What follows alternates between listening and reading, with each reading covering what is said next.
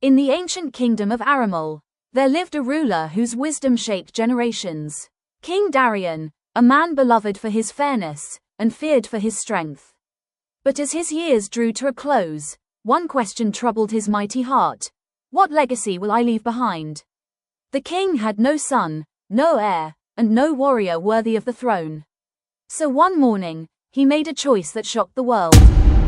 He summoned the entire kingdom, the rich, the noble, the proud, and the strong.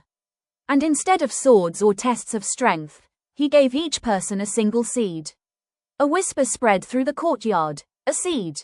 Is this a joke? But the king simply said, plant this seed. Return in 6 months with what you have grown.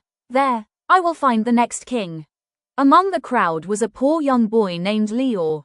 He returned home, planted the seed, and waited. Weeks passed, months passed. Still, nothing grew. Leor's heart sank, but his mother reminded him, honor the king. Return with the truth. The day of judgment arrived. Thousands gathered with towering plants, rare flowers, and fruits fit for royalty. Then came Leor, holding only an empty pot.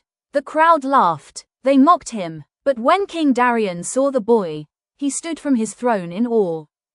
People of Aramal, the king declared, look at the plants you brought me, for none of you grew them from the seeds I gave. He held up a single seed.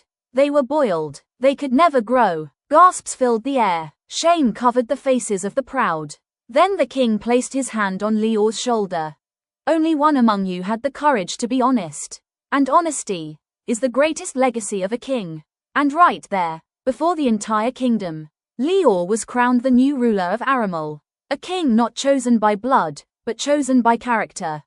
And so the kingdom learned, true greatness is not in what you build with your hands, but in what you build with your heart. This is the king's legacy.